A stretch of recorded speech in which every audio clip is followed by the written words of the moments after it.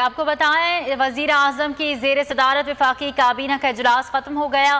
Civil اداروں کی معاونت کے لیے فوج تعینات کرنے کی منظوری دے دی گئی۔ ذرائع یہ بتا رہے ہیں کہ کابینہ نے قیدیوں کی سزا میں 90 روز کی کمی کی منظوری دی ہے۔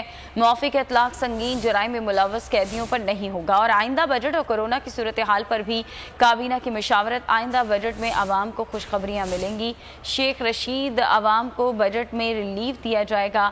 وزیر داخلہ شیخ رشید ایسا کہتے ہیں کہ آئندہ جو بجٹ آئے گا اس میں عوام کو ریلیف دیا جائے گا۔ شہباز احمد اس بارے میں مزید اپڈیٹس دیں گے۔ شہباز بتائیے گا۔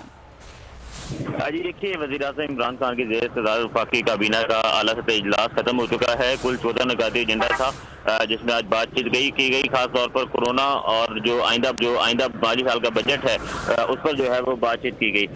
کابینہ نے جو قیدی ہیں ان کی سزا میں 90 روز کی کمی کی منظوری دے دی ہے، لیکن جو اس کا اطلاق جو سنگین جرائم ملوث قیدی ہیں ان پر نہیں ہوگا۔ اس چیز نے کہا کہ آئندہ بجٹ میں عوام کو جو ہے خوشخبریاں دی جائیں گی اور عوام کو بجٹ میں ریلیف دیا جائے گا۔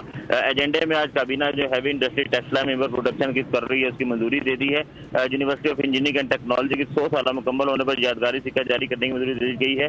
ملک کی اقتصادی صورتحال کے بارے میں قومی پالیسی واضح کرنے کی منظوری دی گئی ہے اور کابینہ نے لاک ڈاؤن پر عمل درآمد کے لیے سول انتظامیہ کے ساتھ پاک فوجی تعیناتی کی منظوری دے دی ہے۔ آگاہ کرنے کے اے نور خدا نور بصیرت کی طلب ہے، رمضان کا صدقہ تیری رحمت کی طلب ہے، مخفی ہیں اسی ماہ میں رحمت کے قرینے، گرداب سے نکلے ہوئے بخشش کے سفیر، گویا ہیں تیرے عشق میں ہم سب برابر، مجلس کو تو گلدستہ فردوس بنا دے، رندوں کو ثنائے شہ لولاک پلا دے، تو شم قلم کو ید بیضائی عطا کر، بچوں کو تو افطار میں تسنیم عطا کر۔